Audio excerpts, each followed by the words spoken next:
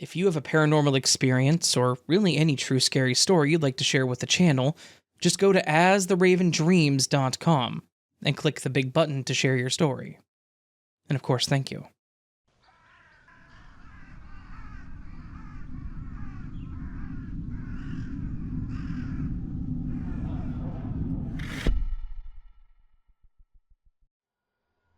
Hey Raven, you already know that I'm a fan, but now, thanks to you, I have a new community to hang out with during live streams. Thank you for all your support. You keep me company when I can't sleep.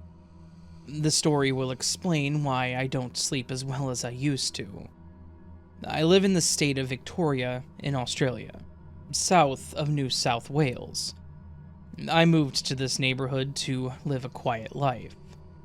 I have fantastic neighbors, no pollution, big sky, magical sunrises and sunsets, loads of green grass, pretty walking tracks, and yes, kangaroos. But you know how it is. Not everything is as it seems. It was the end of November 2021. Yep, lockdown. Spring was slowly turning into summer.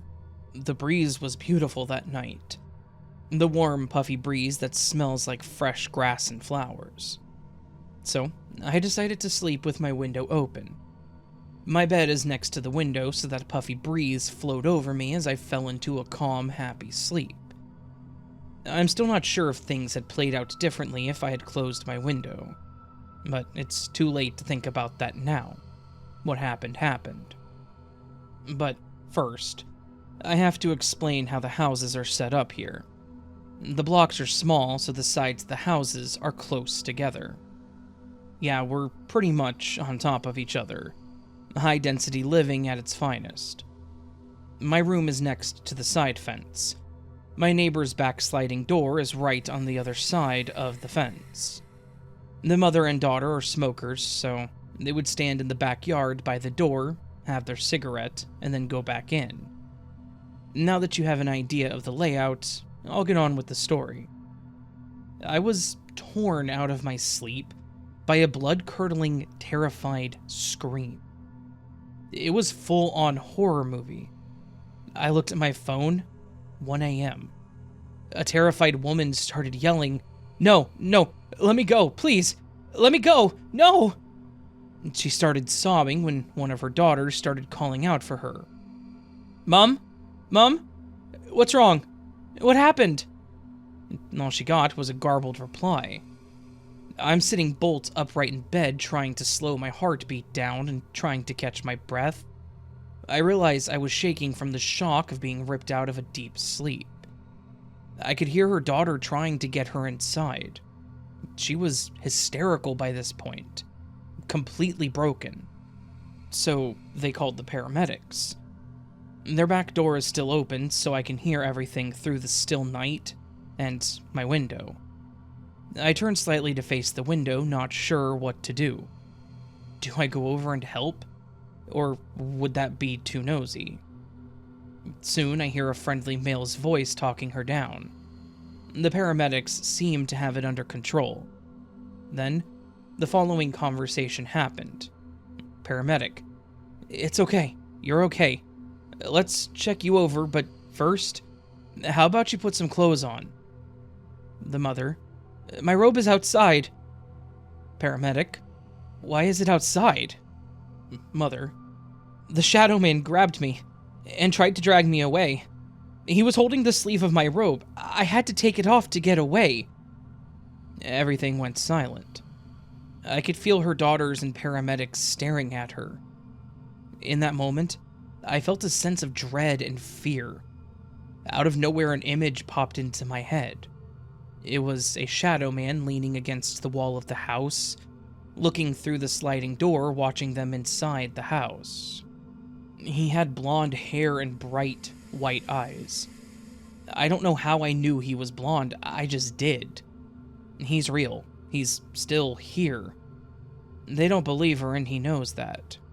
He's enjoying this. Then, as fast as it popped into my head, it was gone.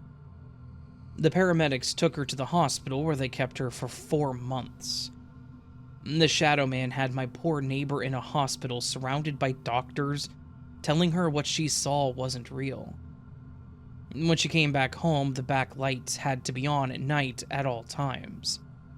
It made it hard for me to sleep, but I didn't care. I understood. They don't like the light. She now smokes out the front of the house and refuses to go into the backyard at night. Even now at night, I feel uneasy.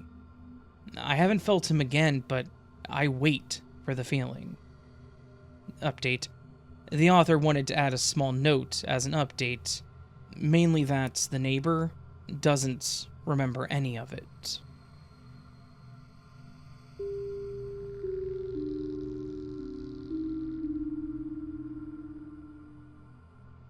Hi, Raven.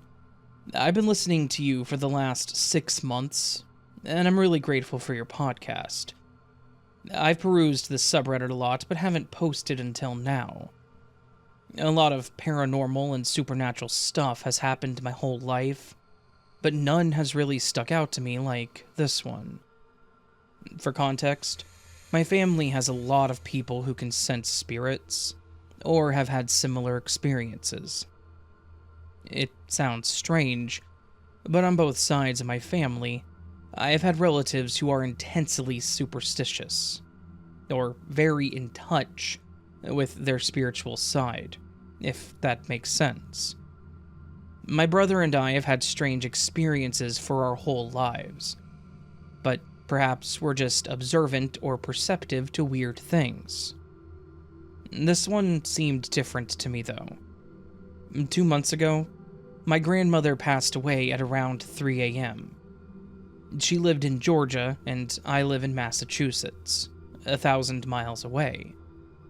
I haven't talked to her in years because she had dementia and was not very lucid most of the time. Her health had seriously declined, and she was essentially on hospice care at my uncle and aunt's house, where she lived. The night that she passed, I was watching The X-Files. I've watched the show since I was a kid, but I really only watched and rewatched seasons 1 through 6, because that's what we owned on DVD. Even since, I've gotten older and have had access to multiple streaming services where I could watch the rest of the series, I just never did. I've basically rewatched the series at least 2 to 3 times, and have watched some episodes more than 10 times, just to put it into perspective. Anyways, for some reason, a few months ago, I decided to continue the series from season 7 on. This may have a spoiler, so if you're planning on watching the show, don't read it. I think it's been enough time to allow spoilers. However, the episode that I watched that night was about someone dying, but it was very melancholy and somewhat hopeful. I believe it was season 7, episode 17. Without giving much away, this episode has an intense focus on collective unconscious and souls, and is super existential. What was weird was that I never stayed up that late watching TV, and this night I stayed up past 2 or 3 just to finish this episode, one that I had never seen before. I remember feeling strange after watching it. Kind of sad, but also peaceful. Exhausted, since it was hours past my usual bedtime, I went to bed. The next morning, I woke up to a missed call from my dad. I already knew what he would say when I called him back. Once he picked up, he said that it was the call. The one everyone is anxiously waiting for when someone is on their deathbed, and said that she had passed at around 3 a.m. that night. Perhaps it is just coincidental, but I can't help but think how weird it is that I happened to stay up that late that night. That I happened to decide to continue watching a series randomly one day, and that the last episode I watched before going to bed, around the same time my grandmother passed, was a very emotional one about the fear of losing someone you love. But let me know what you think.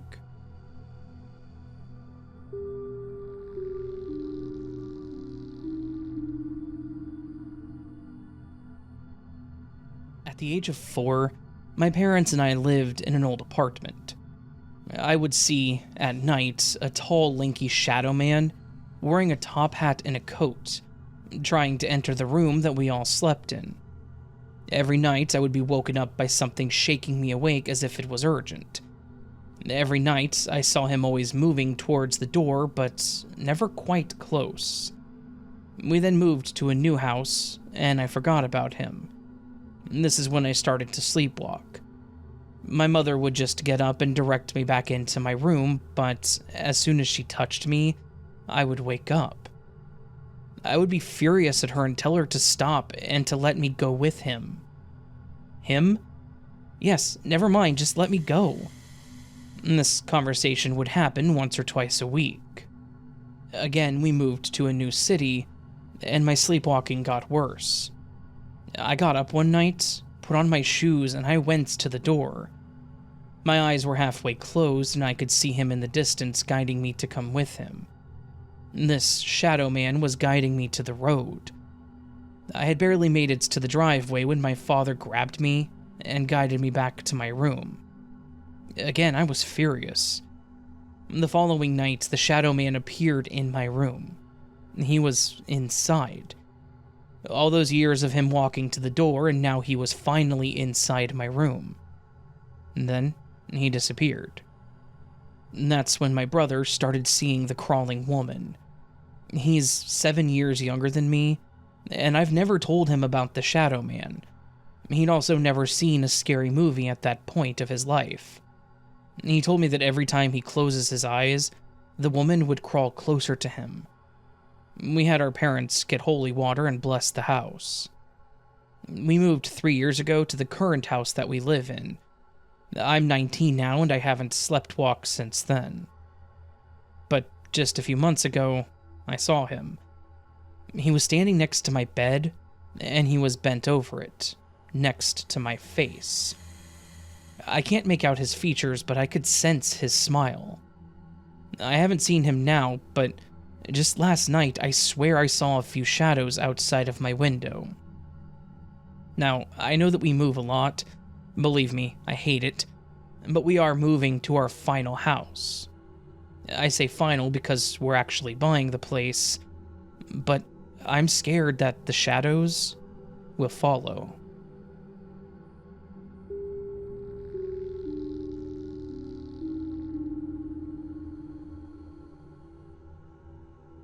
So, I'm 21 years old, and my brother is 23.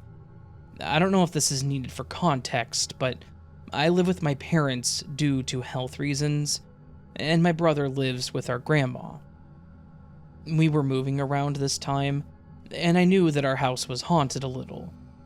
Both me and my mom are both very into spiritual and Wiccan aspects, or culture, and if anyone doesn't know what that means, it's like connecting spirituality to life, nature, and some practicing of witchcraft.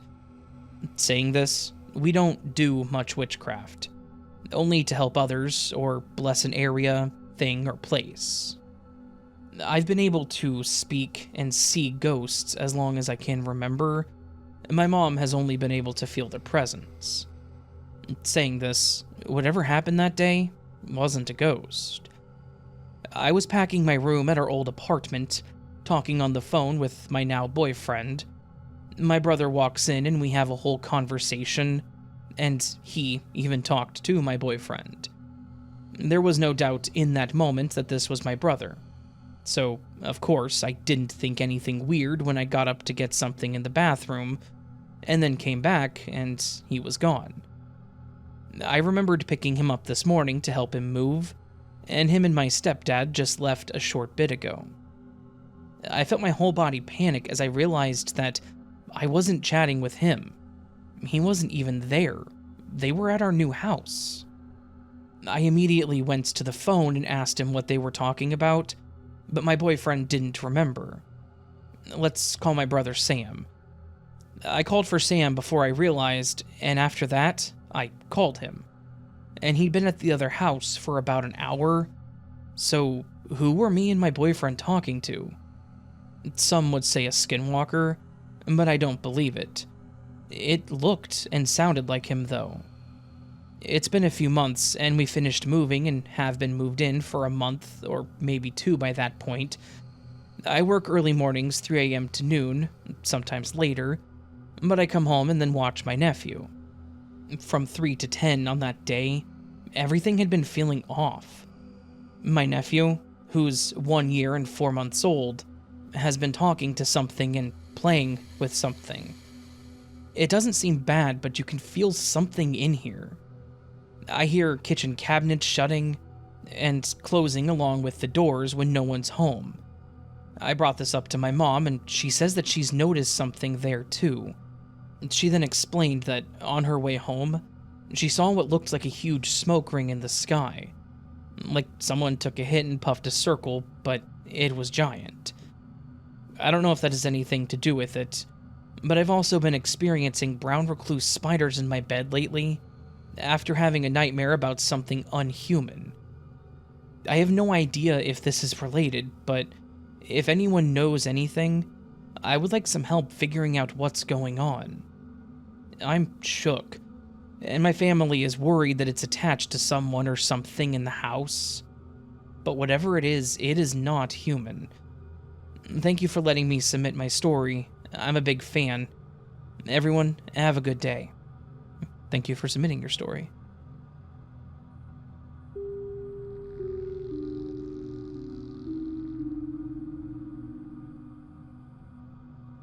Hey, I love your stories and remembered an old paranormal story that I had. This happened between the ages of 3 to 5. My parents and I lived in a 2-story house with 2 bedrooms. I had a little brother who was 1 year younger than me, and we slept in the same bedroom, just different beds. One night, I woke up. I'd had a nightmare, but I can't remember what it was about. But I woke up in a cold sweat peeking out to the window in front of my bed, and I saw a wolf walking in. Now, wolves aren't scary, but we were on the 2nd floor. All the bedrooms were, and it didn't look normal. It was big, long, and it seemed not quite like a wolf, but it looked like a wolf. It's kind of hard to explain, and as any kid would do, I hid under my covers. It was a few minutes later, and I looked back out there, and there was nothing there. I sighed and eventually got the scared feeling that I was being watched and ran to my parents' room, telling them that I'd had a nightmare, hence that I wanted to sleep in their room. They reluctantly agreed. As I laid in between them, I felt an odd sensation around my body. At first, I thought it was normal, something everyone has before they drift to sleep. I felt my eyes shut and then went to sleep, but when I woke up, I was now on the floor. It was strange considering I went to sleep between my parents. I moved back onto the bed and fell asleep on the edge of the bed. I was halfway asleep until I felt something lifting me up and putting me on the floor again. I had that same strange sensation around my body and questioned how this was happening. As a kid, you may just think this is normal. However, I've never experienced this again in my life. It's almost interesting and scary at the same time. What do you think, though?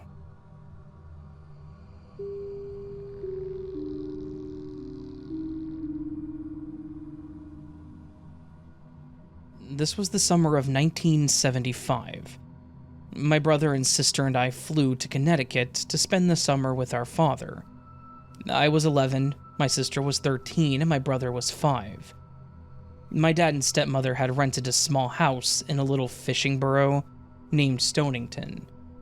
The little house used to be a garage that sat behind the main house. It only had 2 bedrooms. My sister and I shared a double bed in a small bedroom, along with our half-sister that slept in a crib. We spent the days exploring the little town and making new friends, not really spending much time indoors until the streetlights would come on. A few nights after arriving, I told my sister that I was having some trouble with my dreams. She said that I was probably just homesick, and to let it go. This night in particular, it was my turn to shut off the bedroom light, which consisted of standing by the door with my hand on the switch, focusing on my spots next to the wall, hitting the switch and running to the bed and jumping in as quickly as possible. As mentioned, I slept on the wall side of the bed, and my sister had the outside spot closest to the door. We chatted for a few minutes about our day before I rolled over to face the wall and fall asleep, and she rolled over to face the door. At some point during the night, I was in a dream, but I can't remember the details, because what happened next woke me from a deep sleep in an instant. A force of some sort had landed in the middle of our bed, rolling both of us over to face each other. We didn't even have to move a muscle. We stared at each other for a second before sitting upright, staring at the ceiling. At the exact same time, we both said, "That was an old hag." We both knew somehow that this hag had fallen straight out of the ceiling and landed right in the middle of the bed with enough force to flip us towards each other. Also, we didn't see her with our own eyes, but we both said what she was wearing, a long black cloak that looked like wings. Like we both saw the same thing in our mind's eye of what actually happened. A hole opening up in the ceiling, and the hag dropping straight down onto the bed. It was not our first time experiencing the paranormal, and also was not the last. But it was definitely one of the most memorable encounters that still confuses me to this day, because of the power that it had to actually move us from a dead sleep.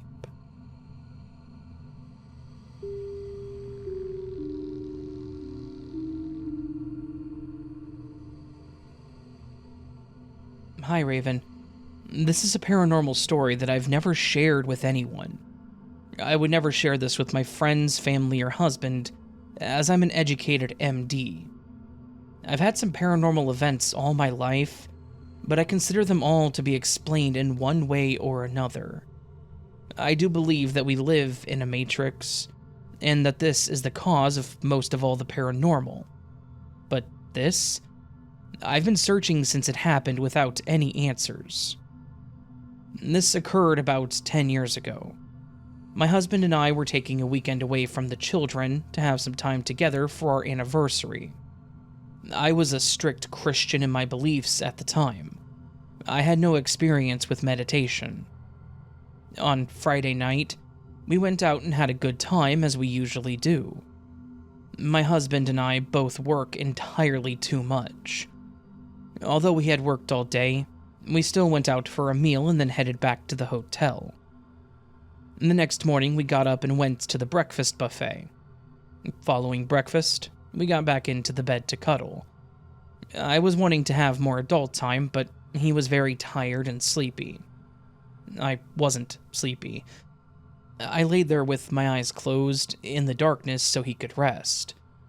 I felt like there was someone in the room. I saw a spiral in front of my eyes.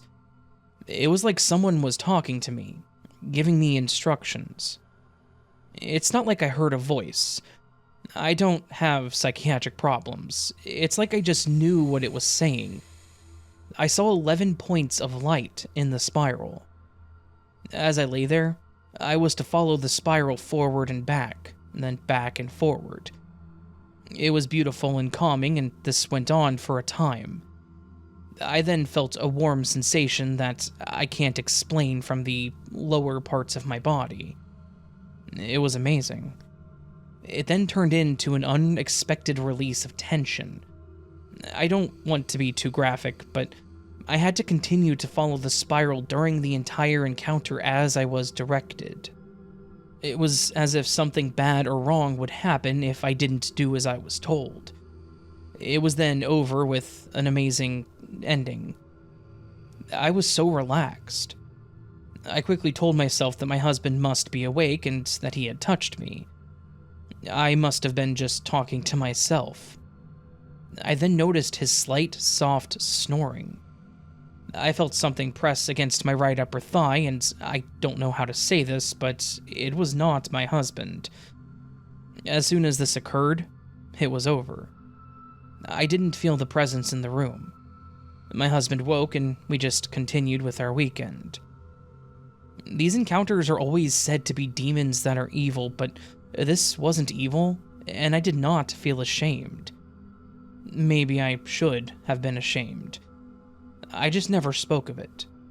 It has not happened again, and since then, I've been more open to paranormal events. I can actually still draw the spiral and all of its points. Perhaps I slipped into a parallel universe where he wasn't sleeping? What do you think?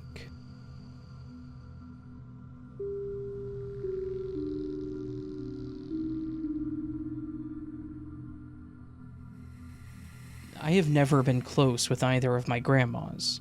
Not that I want to be anyways, but the stories I've heard of them have left me with chills. This all happened in Mexico. At the age of 28, my grandma had 3 kids already, and my grandpa and her were happily married. There was a woman in that village who hated her, and it was known around there that the mother of this woman was a witch. They wanted to bewitch my grandpa to fall in love with her and to leave my grandma. This didn't work and made the witch sick for a while. Now you may ask, why didn't the curse work? Was she not strong or good enough? No, she was good. But there was something she didn't know about my grandfather. His veins were in the form of a cross. Now I'm not very religious, but he is. He couldn't be cursed. He couldn't be touched by a curse. So the curse went to my grandma. She fell ill and could not get up. She seemed to almost turn to stone. My mother was around 5 and remembered everything. She said that my grandma would have her fists tightly shut, and one time they were able to open her hand, only to find dirt falling off of her hands. She was described as looking like a corpse. They took her to countless doctors and then felt desperate, and decided to take her to a different witch. This witch took her into a room. A few minutes later, he came back running and telling my grandfather that she was possessed. He said that it was going to take a while, but he could help them. He went back into the room, and that's where a loud boom erupted from said room. "Let me stay," it screamed, and he responded with, "This body doesn't belong to you. Leave." They went back and forth, arguing until all my grandfather heard was his own breathing.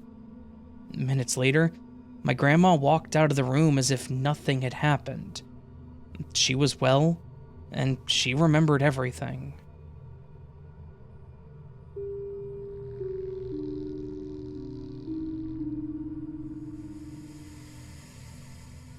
I'm a long-time listener, first-time submitter. Hello, I'm a 13-year-old boy from Finland, and this happened to me around a year ago on summer vacation. P.S. I do believe in the paranormal.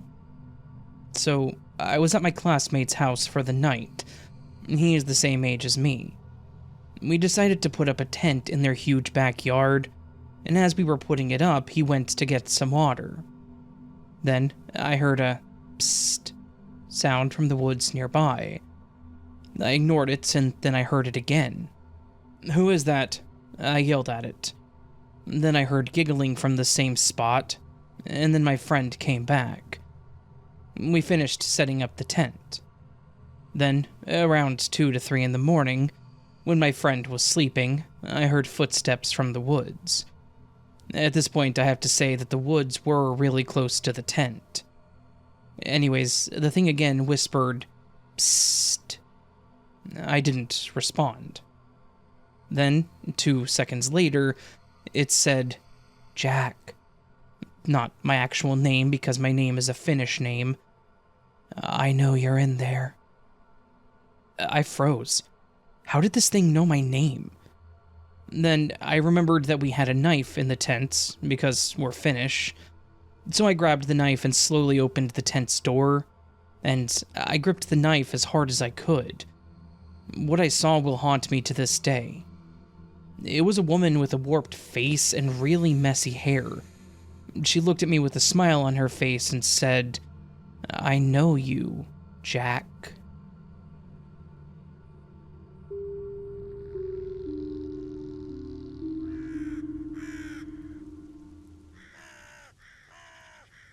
So that, my friends, was a collection of paranormal stories. The 64th collection of paranormal stories on this channel, if you will.